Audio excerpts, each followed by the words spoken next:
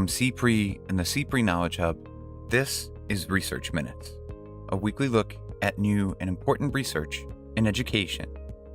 Today, we look at the challenge of supporting students in the wake of the COVID-19 pandemic, and a field of research that may offer some ways forward. We know from SIFE education that the absolute last thing you want to do is just have students walk in the door, not process any of what has happened, and say, hey, you've got math work to do, or you are 9 months behind on your reading. Get to work. What's wrong with you? We welcome the University of Virginia's Chris Chang-Bacon, author of a new article examining years of research into SIFE, or students with interrupted formal education, and offering lessons for educators in a post-COVID world. He shares some of his recommendations. If you treat a kid like they are broken, like they're behind, they're going to believe you. And some takeaways for policymakers, school leaders, researchers, and other stakeholders over the months and years ahead. Perhaps we have demonstrated what has always been possible that we as teachers, as researchers, and advocates can now hold on to as a precedent for when these accommodations are needed for other students in the future. That's right now on Research Minutes.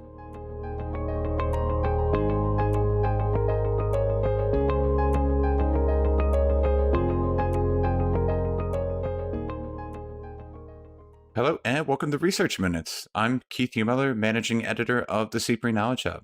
Today we're happy to be speaking with Chris Chang-Bacon, Assistant Professor of Education in the School of Education and Human Development at the University of Virginia. Thanks so much for joining us, Chris. Thank you. Glad to be here. So today we're discussing your new article, Generation Interrupted, Rethinking Students with Interrupted Formal Education in the Wake of a Pandemic.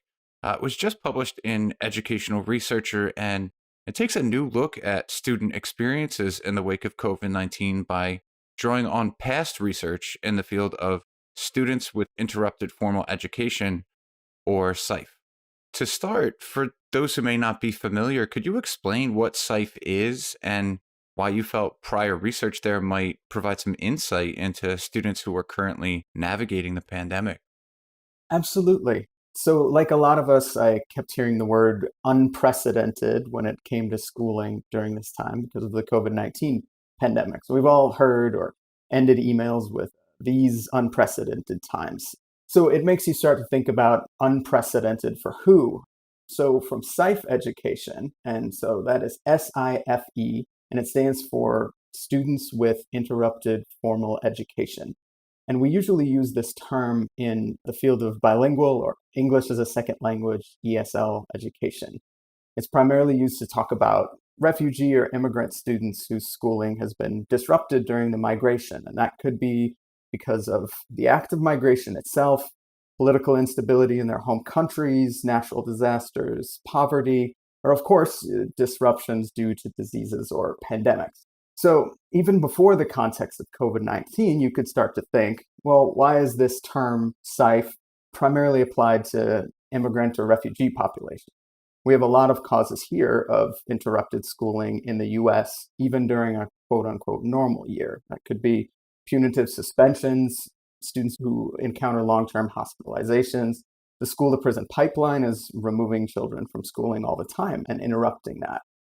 So back to that term, unprecedented, a lot of us have seen, well, hey, there's nothing unprecedented here. This is very precedented, that students would miss school and then we'd be worried about them upon reentry. So in our current context with COVID-19, you can start to ask, what does a term like SIFE even mean when the near entirety of the schooling population has now experienced that interrupted schooling?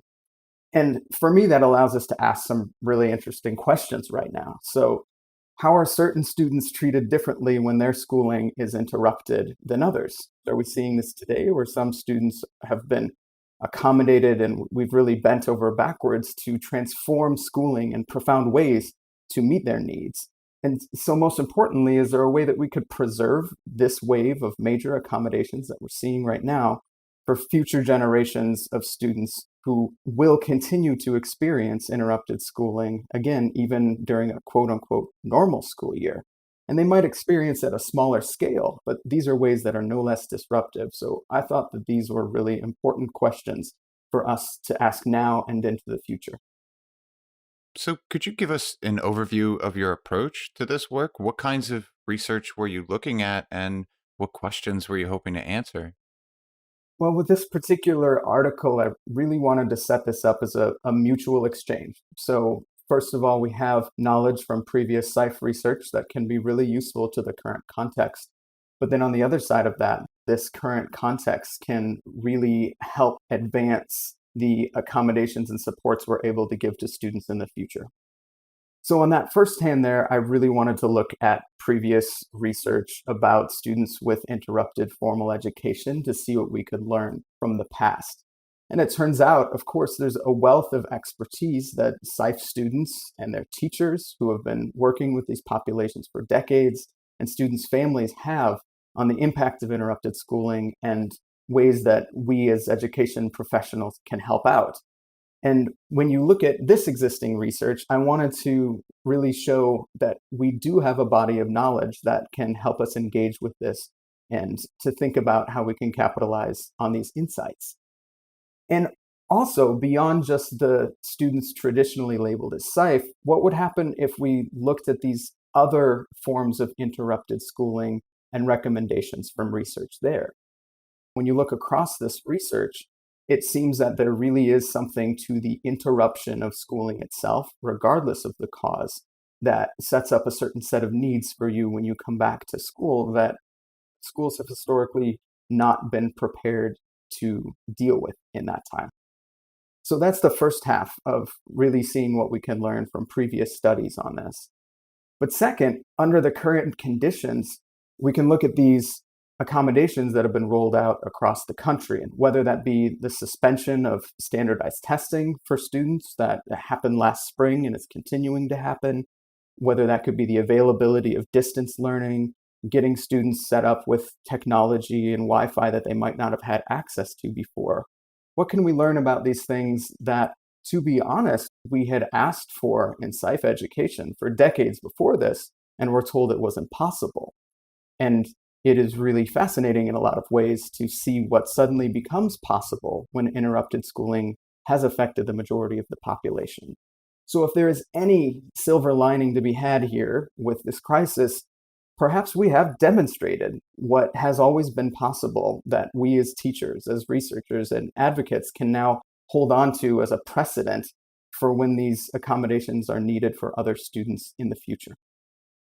That actually brings me to my next question. I was curious what kinds of strategies or accommodations districts and schools have used successfully to accommodate students with interrupted education. Could you give us some examples?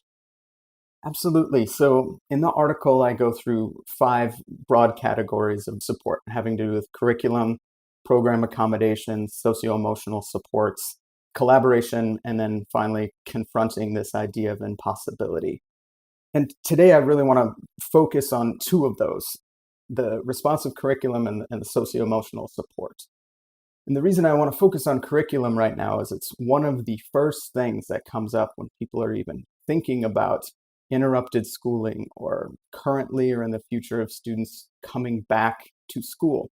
People get really understandably nervous, both now or in the case of SIFE education, of, oh, what are the students going to know? Are they going to be behind? Are they going to not be where they should be? And this is one thing we have learned from SIFE education, that when you're a teacher, when you're a principal, when you're a school, you teach the students who are in front of you. And those students are exactly where they should be when they arrive. Wherever they are, whatever they know, that's what they should know. So right now we have a lot of anxiety and worries around this idea of learning loss or that students are going to be behind. And we have to ask ourselves in this case, behind what? We've constructed these standards of where we believe a 5th grader should be, what a 5th grader should know. When we really stop and think about it, most of us would say, well, those are developmentally appropriate standards, but at the end of the day, they are relatively arbitrary. And those standards are meant to serve the students. The students aren't meant to serve those standards. So we know from SIFE education that is particularly counterproductive to wish your students were somewhere other than they were. Instead, SIFE teachers know this, teachers of English language learners know this, special education teachers know this. They do this every day. You need to have a curriculum that is responsive and meets students where they are at. So don't focus on what they haven't learned this year, what you're worried about, what they hadn't got. You have to focus on what they have learned.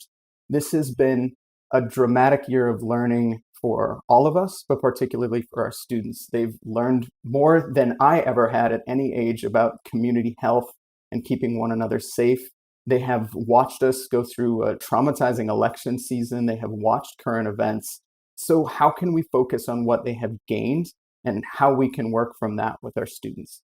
And honestly, this opens up really exciting possibilities for what we always want to do with students. It opens up possibility for a student-focused, differentiated curriculum that we always talk about wanting in the first place. That's really based on the students in front of us and what knowledge that they are bringing. And you have to acknowledge that your students might be at different places along different sets of continuum for this.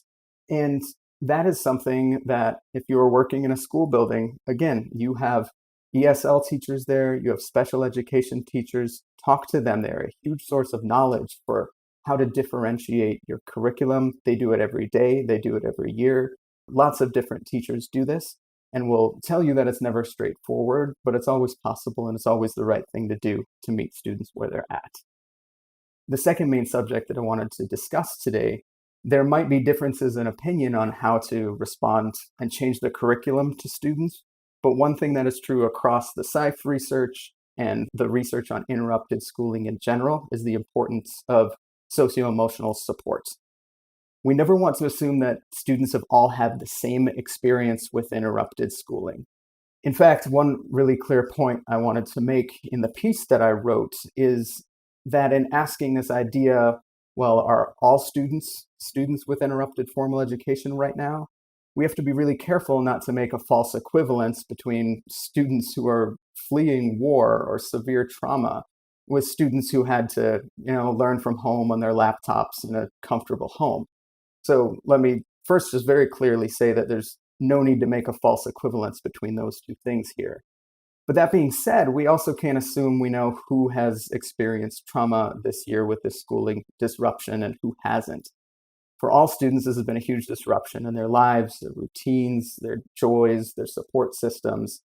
So we have to bring students back to school and engage with them in schools. And we've had to do this online this year already and realize that all schools and all teachers really need to focus on socio-emotional supports right now.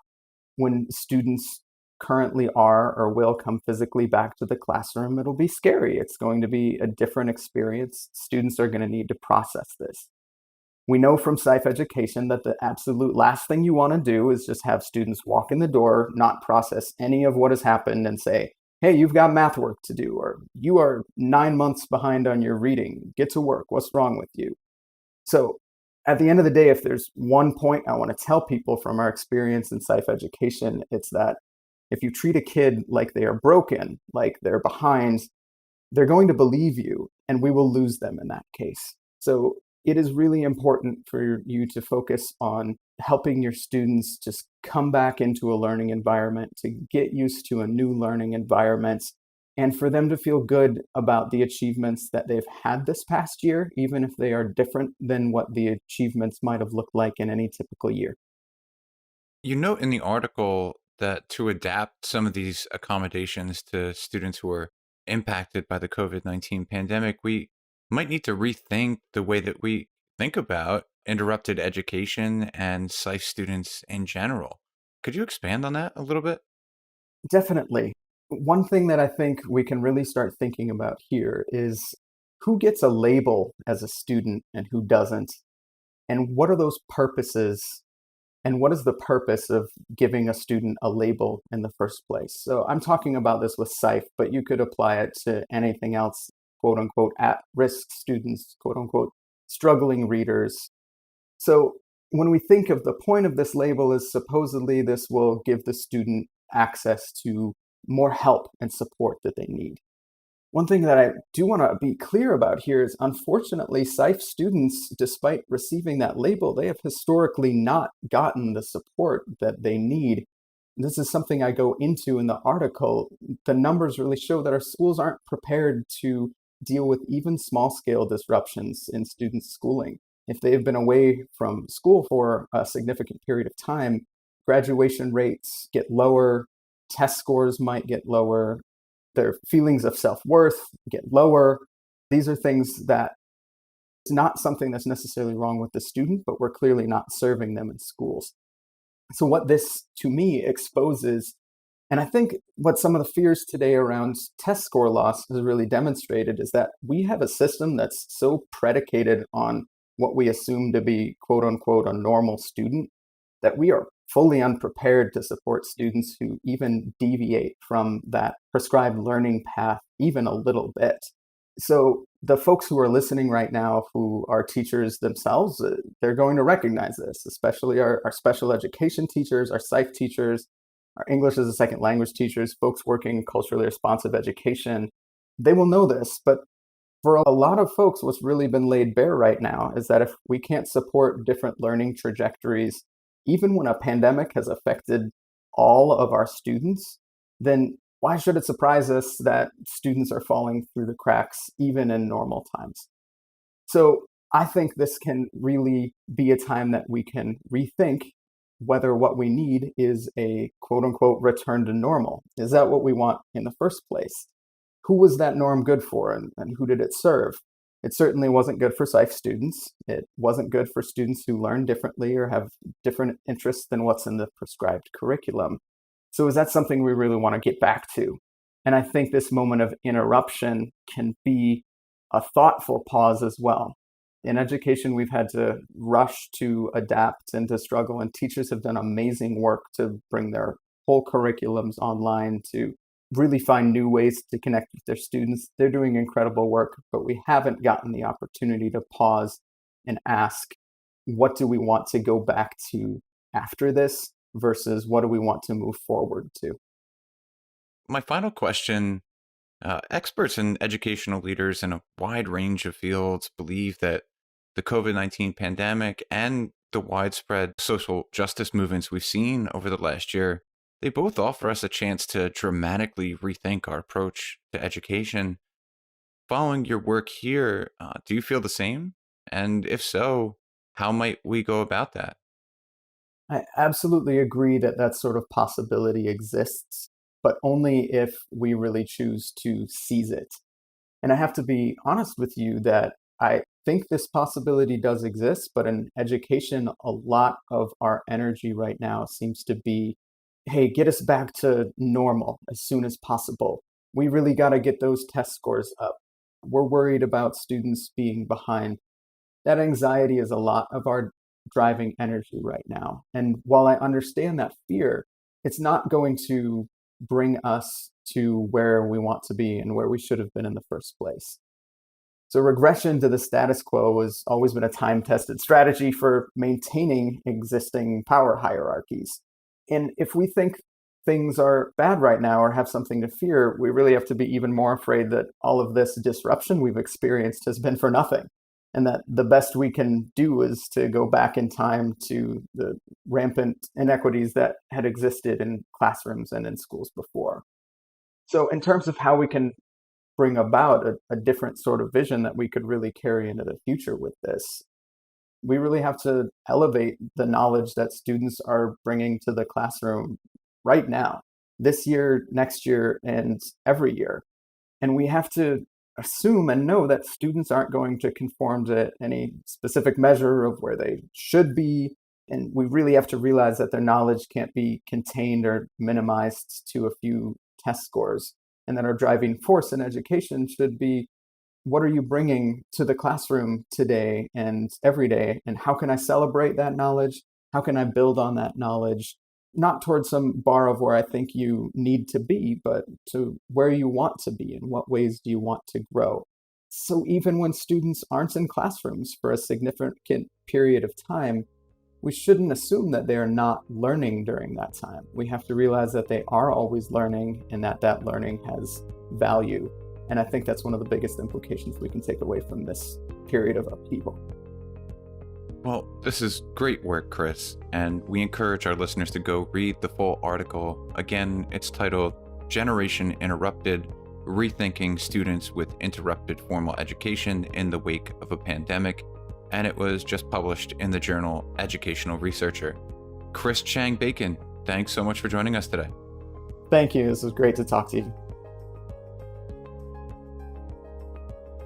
Thanks for listening to this week's Research Minutes, presented by the CPRE Knowledge Hub. For more episodes or to subscribe to the series, you can find us at researchminutes.org. To share thoughts on today's episode or to suggest a future topic, you can follow us on Twitter at CPRE Hub. That's CPRE Hub.